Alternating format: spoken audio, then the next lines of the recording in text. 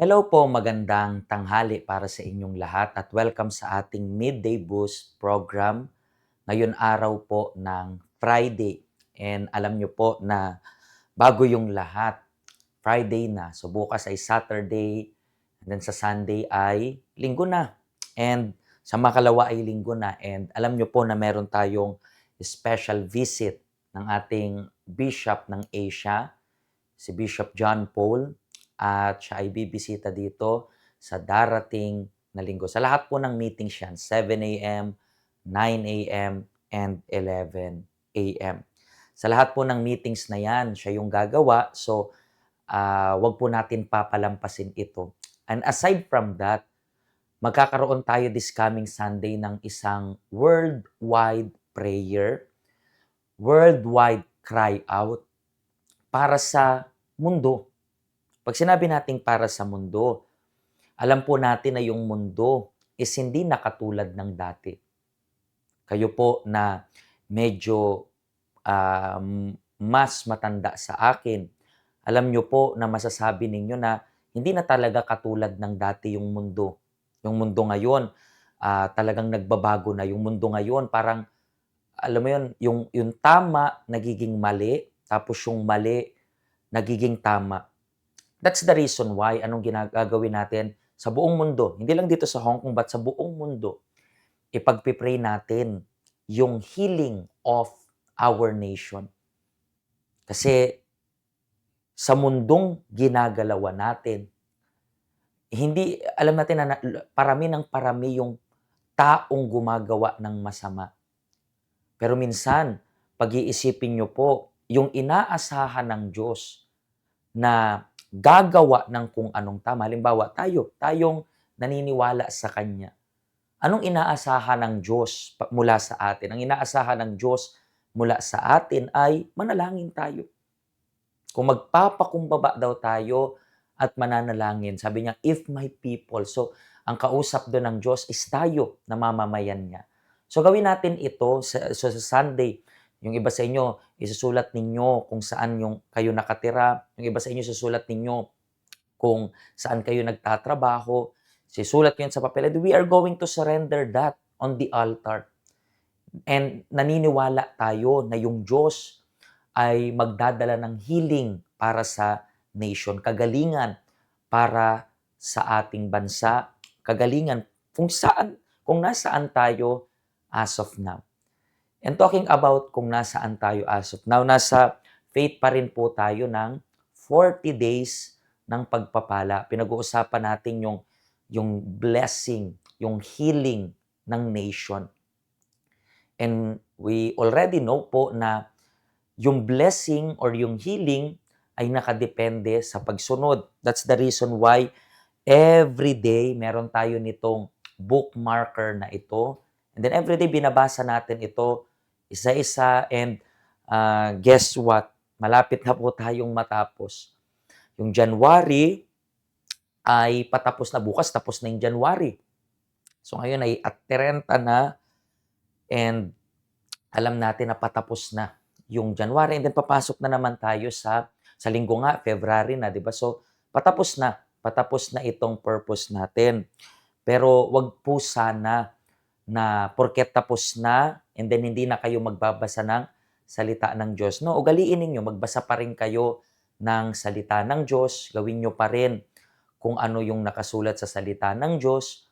Kasi ano yun parang nag-build kayo ng habit. Kayo po na talagang sineryoso to na everyday kayo po ay nagpipray. Everyday kayo po ay nagbabasa ng Bible. So, kinakausap niyo yung Diyos, kinakausap kayo ng Diyos, and then kung ina-apply ninyo kung anong hinihingi sa inyo ng Diyos. So, for sure, magdadala ito ng blessing para sa inyo.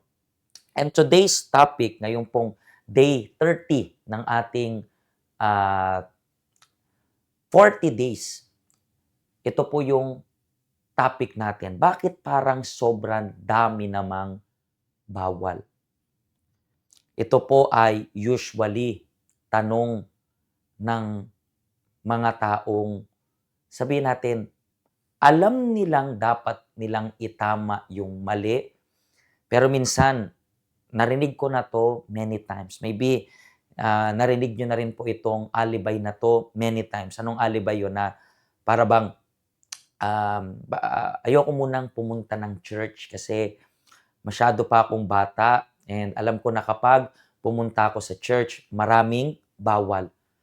Eh, Madalas, 'yan yung reason kung bakit ayaw ng mga youths pumunta sa church kasi akala nila ang daming bawal. Pero let's read itong, verse of the day natin for today. It's written dito sa libro po ng Juan chapter 6. Sabi dito, "Nang marinig iyon ng mga tagasunod ni Jesus, marami sa kanila ang nagsabi, 'Mabigat ang tinuturo niya. Sino ang makakatanggap nito?' Kaya sinabi ni Jesus sa kanila, 'Hindi ba ninyo matanggap ang mga sinabi ko?'" So, tingnan ninyo po minsan, ito ay sakit usually ng mga taong pumupunta sa church. Hindi lang sa universal church, okay?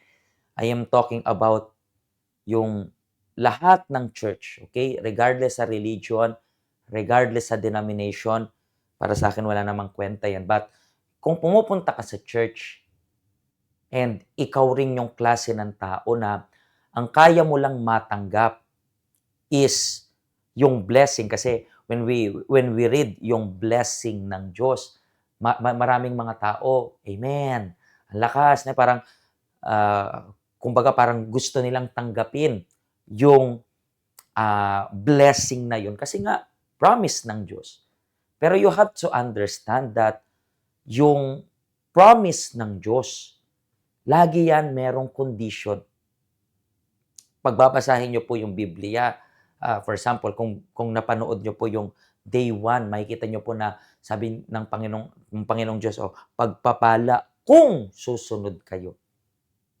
And kailangan niyo rin pong maintindihan na kapag inisip niyo po ng maigi, lahat ng utos ng Diyos ay para sa ikabubuti po ninyo.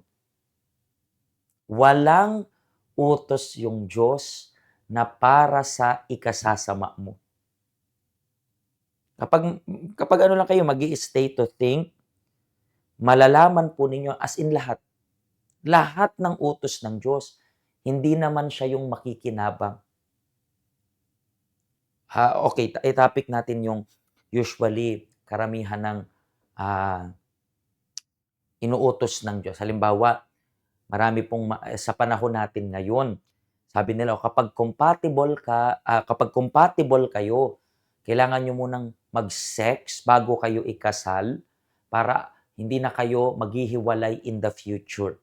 Dapat compatible kayo kapag nag-sex, dapat naiintindihan niyo yung isa't isa. Pero sa Biblia nakasulat na dapat pakasalan muna natin 'yan bago tayo makipagtalik sa kanila, bago tayo makipag-sex sa kanila. Pero minsan, yung mga kabataan ngayon, napakakulit, tigas ng ulo. So, ang inuuna nila ay makipag-sex. And then, bakit kaya sa tingin ninyo sinasabi ng Diyos, unahin munang magpakasal, huwag makipag-sex kung kani-kanino. Bakit? Kasi sa panahon natin ngayon, tumataas na rin yung rate ng HIV. So, tingnan ninyo po, inutusan ka ng Diyos na para sa isang babae lang kasi hindi ka magkakasakit. Pero hindi, minsan di yan makita ng mga tao. Minsan nakikita ng to, hindi, bakit ang daming bawal? Bakit ang daming bawal? No. Yung bawal na yun is para ingatan ka. 'Di ba? Kayo pong parents. Kapag kayong pong parents, alam ninyo na tinatahak ng anak ninyo yung hindi dapat tahakin, 'di ba? Pinagbabawalan niyo sila. Hindi dahil ayaw niyo silang maging masaya. Actually, gusto mo nga silang maging masaya. Bakit? Kasi kapag ginawa nila yung tama, yung blessing dumarating. Ano bang ibig sabihin ng blessing? Pagiging masaya. So remember this, palitan ninyo po yung thoughts about sa utos ng Diyos na parang ang daming bawal. Dito, mga tagasunod na ni Jesus, yung sinabi niya, bakit di nyo ba matanggap? Let's read it nga, sabi dito sa pinaka-final part, hindi ba ninyo matanggap ang mga sinasabi ko? So, maraming mga tao tanggap pag blessing. Kapag may dapat silang bitawan, pag may mga dapat silang gawin, diyan sila nahihirapan gawin. So, sumunod ka po kasi yan yung kailangan. At remember this once again, ang pagsunod mo sa Diyos, ikaw lang rin yung magbebenepisyo niya. Walang pakinabang diyan yung Diyos. Inutusan ka niyang gawin mo kung ano yung tama para maging masaya ka. Okay, mga kaibigan, kung natulungan po kayo ng program na ito, please i-share niyo po yung link na ito para sa lahat. At kung hindi niyo po napanood yung mula episode 1 hanggang 29 yung kahapon, pwede niyo pong panoorin sa ating YouTube channel. Punta lang kayo UCKG Hong Kong. And then doon sa UCKG Hong Kong, punta kayo sa playlist.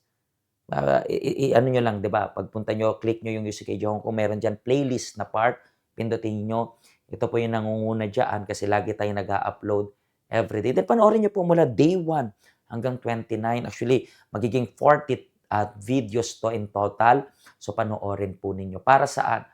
Para maunawaan ninyo kung ano yung kalooban ng Diyos. Na yung kalooban ng Diyos, hindi dahil gusto kanyang maging malungkot para kaya may bawal, no? Pinagbabawalan ka niya for one particular reason. Gusto kanyang maging masaya. Sumunod ka lang para yan sa'yo. Okay? Bisitahin mo po yung health center namin this coming weekend. Ito po yung ating schedule. Ito rin po yung yung ating address and then yung QR code and all information, even yung health line. So paano po mga kaibigan? Pagpalain po kayo ng Diyos.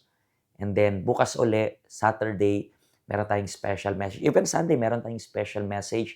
Kasi within this 40 days na ito, yung midday boost natin, hindi lang Monday to Friday, kundi every day.